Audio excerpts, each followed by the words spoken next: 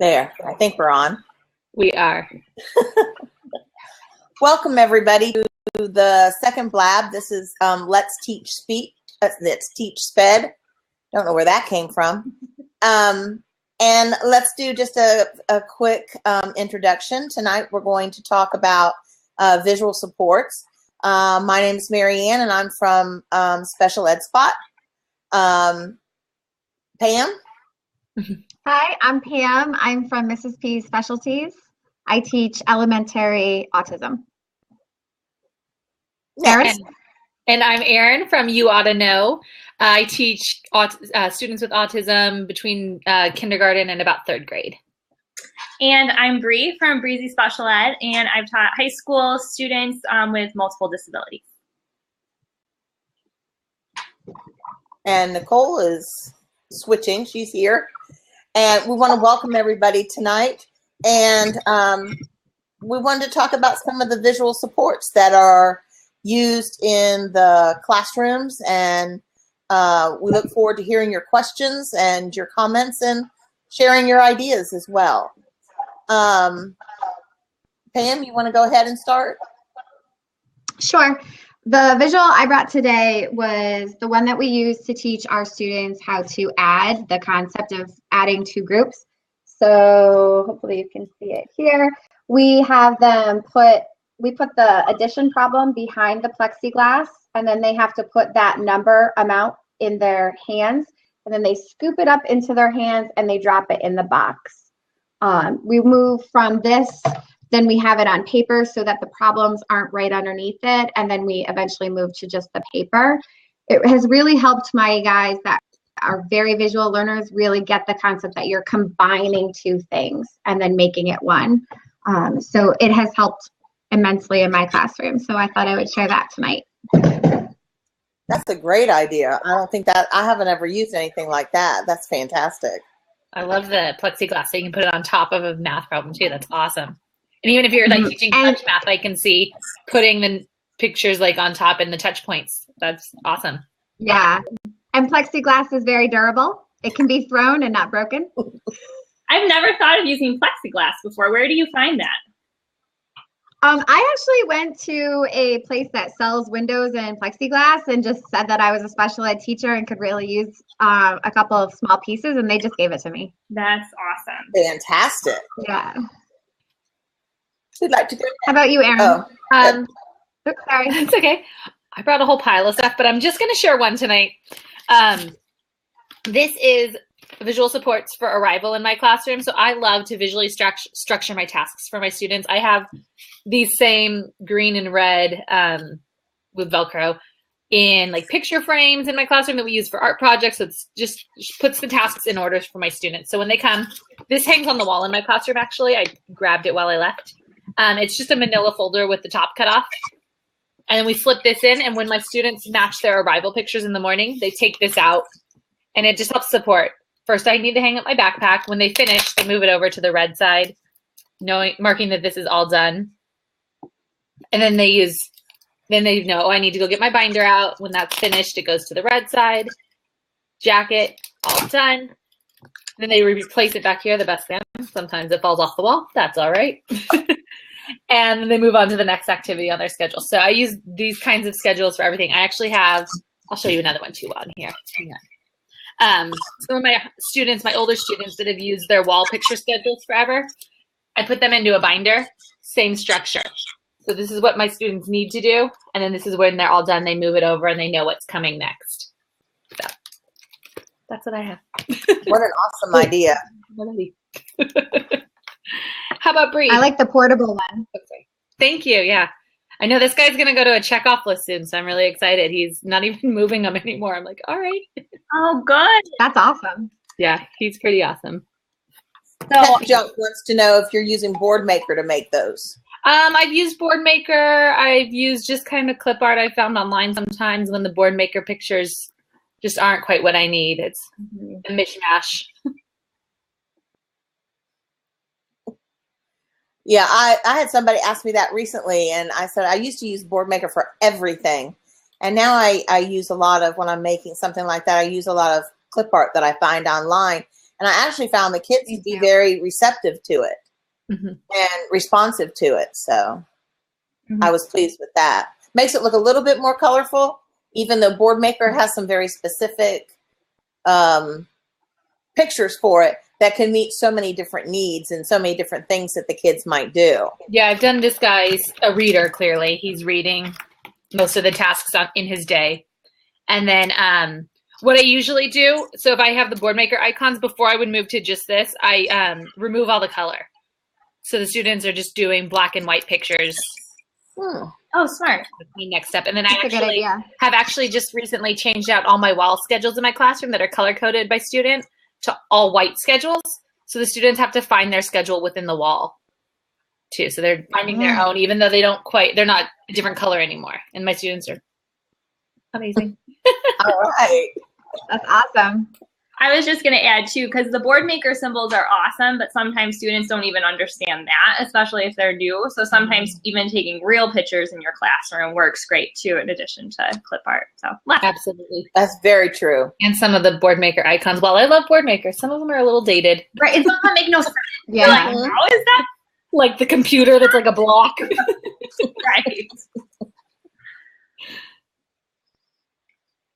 Bree, do you have one to share with everybody? I do. So I have a special one for today that I decided to bring along because April Fool's Day is tomorrow. So what I did in my classroom, I wrote a blog post on it today if you already saw it. But we did like visual joke strips. So this is kind of like Boardmaker symbols. It's writing with symbols. And so how we would use these is there's a 1 for the question and a 2 for the answer. So a student who could read maybe would read number 1, how do you make a tissue dance? And then, wait before they go to number 2, wait till someone says, oh, I don't know how, and then put a little boogie in it. And then these are also, I know, they're pretty awesome jokes.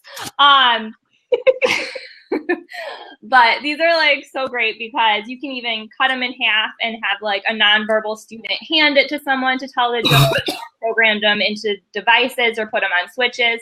So this is like a fun way to have students tell jokes, kind of work on sense of humor, especially with April Fool's Day coming. I thought that would be fun, but that's not my real thing that I was going to share. That's just like an extra like, oh, that would be fun. So I figured everyone else would go the Boardmaker route. So one of my favorite visuals to have on hand is just a whiteboard.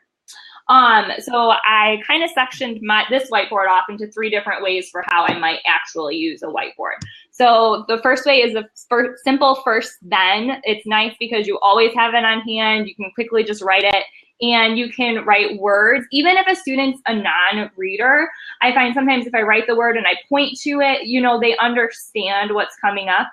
And then this is just something I can point to and they'll remember and I don't have to keep saying it over and over again. Over on this side, I've also used whiteboards for schedules. So like it says journal, math, and then walk with the preferred thing. And then you can see I have little circles down here. I've also used this as like a token chart and then just marking those off or putting a star in each one when you're trying to like fading that and having a student ready to go on to that. And That's a great idea. Mm-hmm. And then, sorry, I know like all these words are backwards for you guys, but hopefully just let me know. The right way. Okay. Oh, okay. So then like this one for like random social stories, right? Like today is different. It is okay. I will follow my schedule. Again, even if a student is a non-reader, if I write something down and then I point to it as I read it, it's not so much I'm saying, it's like, oh, look what this whiteboard is telling you, So I found that to be helpful. And just those are just a few ways that I use whiteboards. There's so many options. So. Oh, whiteboards are so awesome, and I saw some other people saying the same thing. And magnet boards too. Magnet whiteboards are awesome. Oh yeah. Today, I brought a choice board, or I want to work for. Let's see if we can get it up there. And this one happens to have 10 white spots over here, and this is for the tokens. And then, so finding something that the student really wants to work for, such as Play-Doh or their preferred activity. And then every time they complete a task, they can get a token. And usually the tokens that I use on there are something that they really want to work for. If they like keys, then it's a picture of a key. If it's pennies, it's a picture of the penny. I even had some cardboard pennies and coins that I actually put Velcro coin dots on the back of them and used in there, because these dots are about the size of a dime. And so those worked really well, and they were really hard pressed cardboard.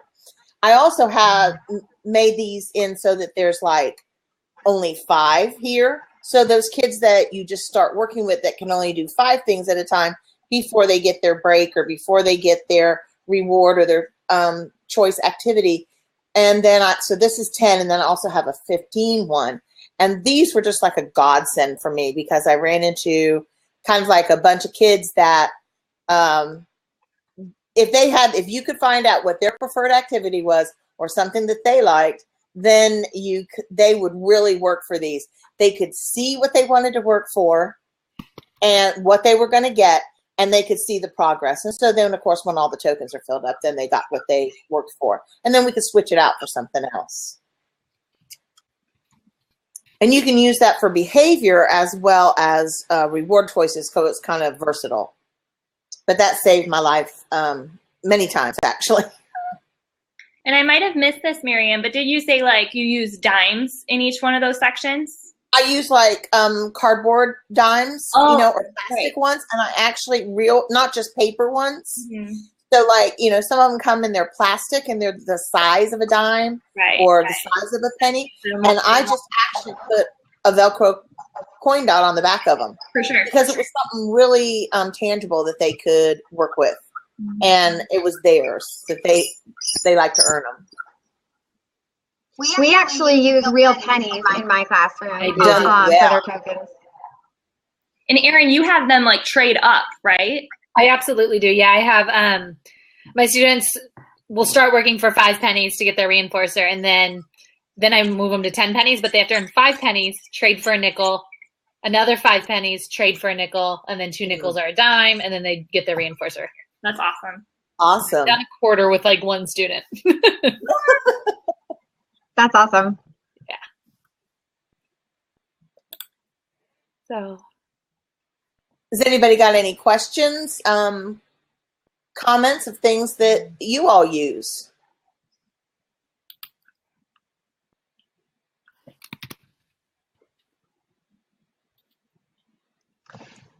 So, Marianne, when you use your token boards, they have to do 10 items and then get their reinforcer. Is it in a specific amount of time? Sometimes it is. It really depends on the student. It might be 10 steps of an activity. It might be, it usually wouldn't be 10 separate activities because that would be really long. But so like, if I was doing one of those for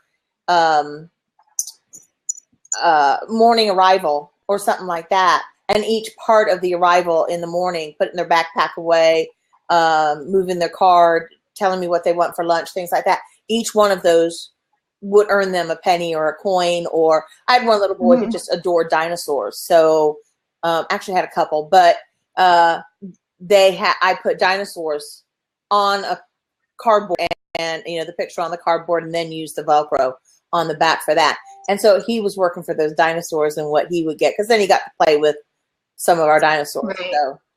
So it was so versatile that when I started using these cards, that I found I could use it for so many different activities. Yeah. We use ours all day, but they have to earn all of their tokens in a half hour in our room.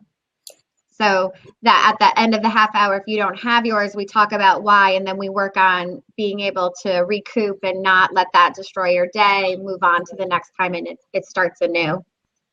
I like to go to the craft store and get, boy, my voice is really going, and get buttons of different kinds too. So I can do, like I've done farm animals, I've done baseballs for kids that are sports nuts, or basketballs, and you just get them and clip a lot of times there's a round thing on the back, so I just clip them off, put Velcro on them, and use those as long as the kid's not going to eat them. Good point. Right. We have a question about visuals. What about visuals for lining kids up without having meltdowns over who goes where in line?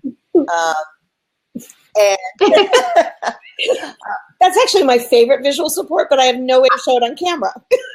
I couldn't think of a way to do that. I've used many ways actually, but one year I put down the actual continents of the world on the floor on a piece of paper, and then each kid was assigned that continent. Now, of course, that has to do with the skill level that you've got, or different colors. Sometimes with a schedule, I assign a color to every student, and so then their color would be on a piece of paper on the floor. Unfortunately, the last year, I was told I couldn't put anything on the floor anymore. So as far as taping it down, I'm like, do you know what I teach? But I'm like, you can't do that, to put those places in line right there. That helped the kids that felt that they really had to be first every time. So those are just a couple of ideas that I did. What about somebody else? Well, I noticed she just said they're K through 2 level, so this will probably be a little too high for your students, but I found even just writing out a list, this, Ethan goes first, then Sarah, then Chris or whatever, and then just having that visual, again, whenever you can point to something else and say, this is what's saying it, not me, I have found students respond a lot better to that. But for the younger grades, I think the color thing some people were mentioning would be a good idea. And Chris, I know you said you had a really great idea. Well, I do something similar. I use feet on the floor. And if I have kids who can't stand next to each other, I will put their names down so that they have to stand on their spot. And then what's funny to me about it, and the reason I love it is, to me, it's the dumbest intervention. It's the lowest tech, lowest thing I could possibly think of. Let me go put some paper on the floor and suddenly my behavior problems will go away. And yet when I set up a classroom and I forget to do it, I always discover that I need it. And so for older kids, I use colors or numbers. For those of you who can't put tape on your floor, sit spots actually will work really well too. If you Google them, they have a really good product. I use them for where to sit too. And I use them so that they cling to the rug and they actually are supposed to stay put really well. And so you can put them down on carpet and they will stick, so that if packing tape is a problem. The other thing I did one year when we were in a brand new school and we were told we were not allowed to put anything on the floor, nothing sticky. We actually took the feet and put them between 2 pieces of contact paper, and we put hard Velcro strips on the bottom of it. So we put the feet between the contact paper so they were sealed, and we kind of made a red carpet of these feet that lined up. And we discovered it was really good. We put the Velcro on it so it would stay put, so it wouldn't slide all around when we put it down. But it was great because we could go put it underneath the schedules. We could go put it up against the door. We took it to PE and put it inside the gym. And it was awesome because it was portable. And it lasted really well. And the kids still had the same cues no matter where they went. So that was kind of cool. That's a great idea. We, for my class, we've done it when we've been able to stick the feet to the floor, but we've also done it in the schools that we can't. We pick numbers and then we have a board and it has everybody's name on it, and they have to come and either write or attach their number. So we're able to work on number ID too. You never know what number you'll get. The only thing that was fixed in our room was the first and the last person, because that's part of our job chart. We have the line leader and the caboose. So those were your spots for the day, but everyone else got to pick a number, had to identify the number, and then put it in order. And Melissa had said to try, I think she means duct tape, not tuck tape, but and make a line with individual spots on the line. And I've done that for older kids too. My little kids needed more a bigger thing to stand on. And it's amazing. It's I'll stand right here. And suddenly the kids that are killing each other are just standing on their spot. So somebody had asked about behavior management, and actually what I have brought is something that I'm having a very hard time fitting in the camera, but it's a contingency map, and it's set up so that it really kind of says to the kid, if you raise your hand and you have a quiet voice, you'll earn computer. But if you raise your hand and you scream, you don't get the computer. And you can switch all the visuals out, but it's just kind of like a natural consequences kind of thing. So if you do this, this happens. But if you do something else or you don't do this, you don't get what you want or something else happens.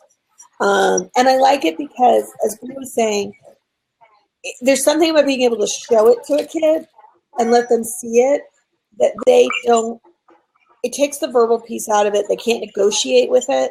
I work with a lot of negotiators, like they should all be used car salesmen, because they are like, but what if I do this? But nope, this is the way it works. Mm-hmm. And that way, it's like they can't argue with the paper. Yeah, and that works really well. Gabrielle, are you here? I'll step out if Gabrielle wants to come in. Or I'll step out, it doesn't matter. I'll go ahead and step out and see if she can come in. Okay, she just texted me. Oh, good, she is here. She's here. So click open seats and hop in. Hi, Sarah.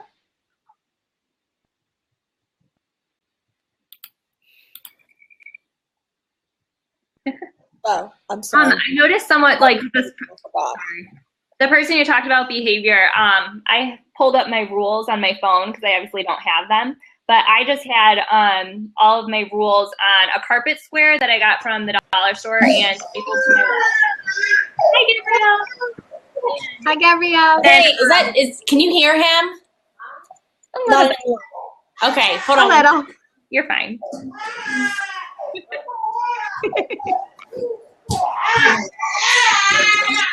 Gotta love little babies.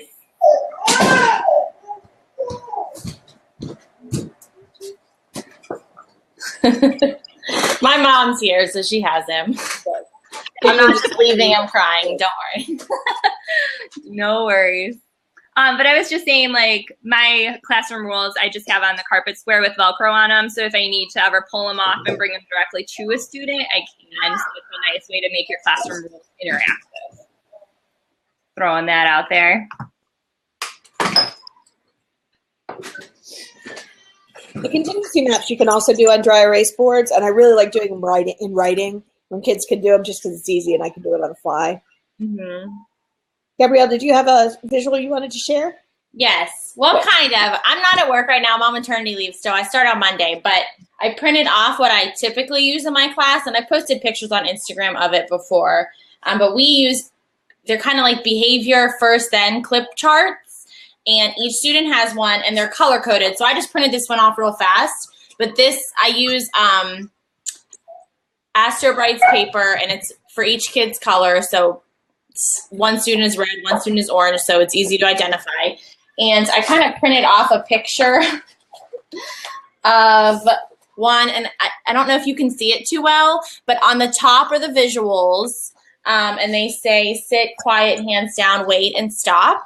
And then there's first and then, of course. And down here is where we typically put what the student is working for. So they can pick. So down here it says walk, jump, Play-Doh, or sand. So when they get their schedule card from their schedule, they have their behavior, they have this with them, or a TA has it for them. And they put it on. They go to the area first, and then we put it on first.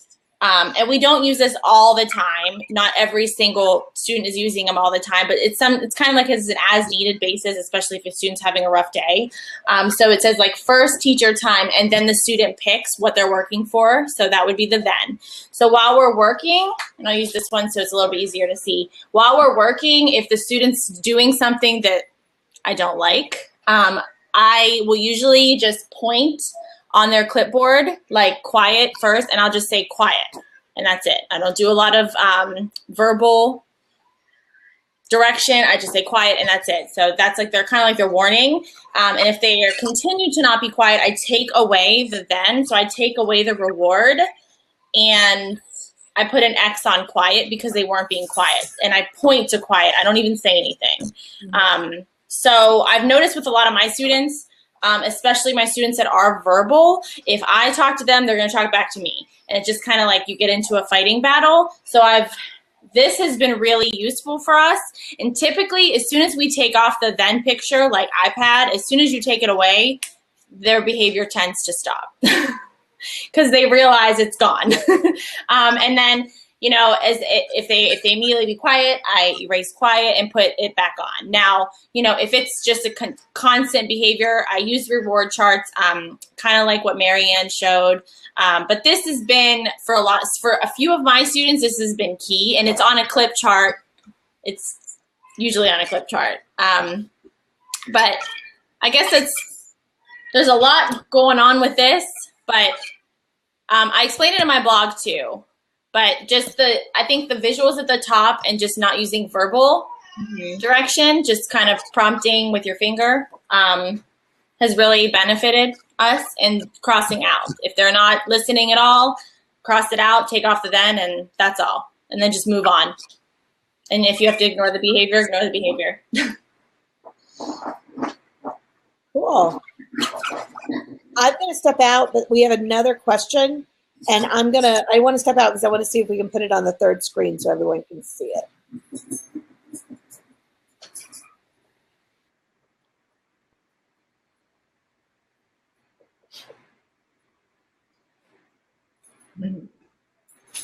Oh, I've had one of these.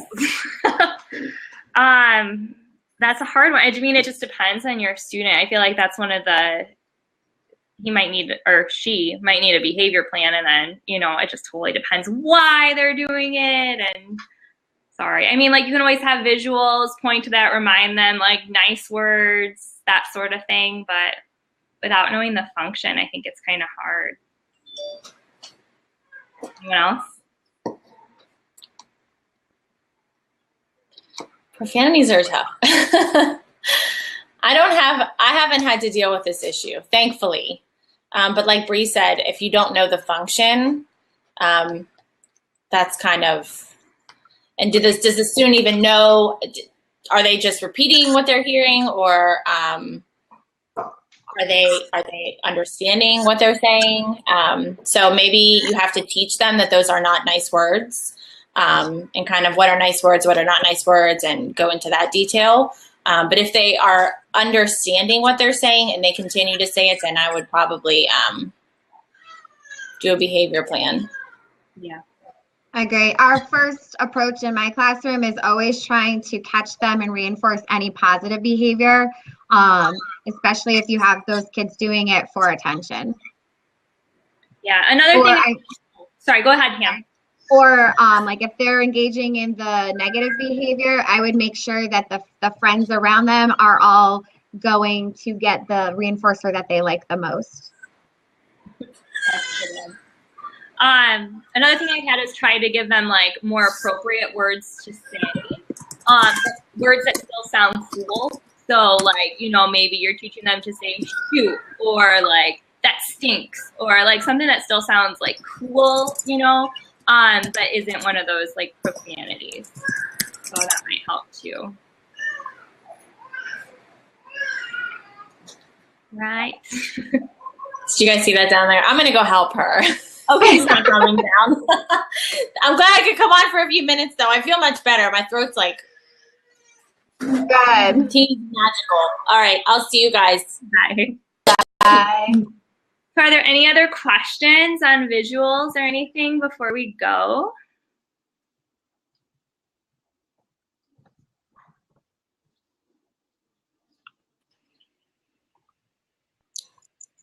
What about PECs? Yes. So many things we could talk about. PECs are, well, PECs is a communication strategy more than it is a visual communication strategy, but it's not really a visual strategy. It's a whole system for teaching a student to use pictures in exchange for items they want and eventually for commenting. And it's like a whole system of instruction.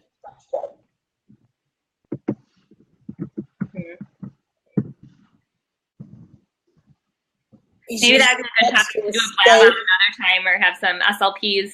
Yeah, well, I think that's going to be a hard one because it sounds really specific to the student, and I think it almost sounds like you need a functional assessment to determine kind of what he needs. Sharky supported said making visuals simple enough to travel with. I think that's a good point. I use a lot of putting things in notebooks, like I make mini pictures, put them in notebooks, put them in photo books to make them easier to transport. I've also used token systems that we've put on. If you go to the hardware store, the Home Depot, something like that, you can get Formica samples, and they often have a hole at the top to put them on rings. And I've used them at times to make visual belts and things like that. But I've also put Velcro on them and you can fit, I think, 4 quarters on each side. And then the kids fill it up, and when they get $2, they can turn it into their store. And we put it on a belt, and they wear it during the day. So they have it with them wherever they go. And all we have to do is add quarters to it. And with smaller ones, you could do it with even more. So that always works. Storing. I had a box, tackle box thing. I think that's the right thing, with lots of little dividers. So that worked well to separate. I don't know if a fishing tackle box is the right word. Do you guys know what I'm talking about? You could also That's what we use too. Yeah, so one of those was good especially for like the little like square pieces.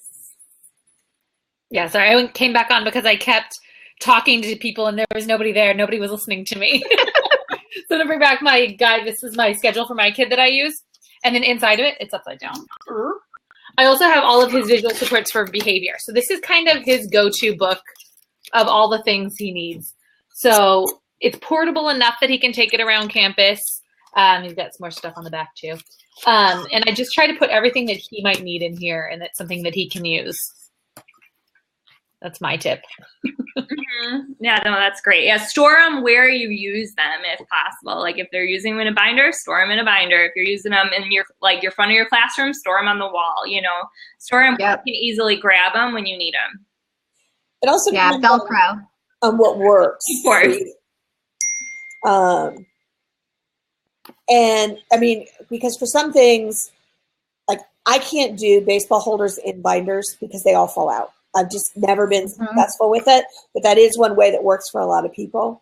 I really like jewelry holders and shoe holders that you hang on the wall. And just make sure you've got really strong Velcro that you're holding it up with. And that has worked really well. The craft boxes I've used, baby food containers also make really good. Put them in a basket, and then you can separate them out and organize them. I use the baseball. I use the baseball cord organizers for my classroom, and then they're in a cabinet, and they're not the best, but there's actually a really old post on my blog on organizing. It was one of the first things that I wrote because it's a struggle to try to keep up with it. We are really out of time, but someone had another question. Although it's not showing up. I think I know which one you're talking about, Chris. What are some visual strategies you've used for self-injurious behavior? And I think that really goes back to what the function is. I mean, it really depends on what you're trying to teach instead, where the function is coming from and things like that. So I think that it becomes more of a behavioral issue because there's not really a visual strategy. Depends on the function. Right. Mm-hmm. Yeah. Okay, we're going to wrap up because I just got it's time to wrap up text from my sister. We have to be kept on task. We are so glad. Please drop us a line and let us know if there are things that you would like us to talk about in the future, and we will definitely take it into account. It sounds like maybe communication might be one, but we're always looking for more topics, and we'll be back. Some set of us will be back next Thursday. Thanks, guys. Thanks, everyone, for watching. Bye. Thank you.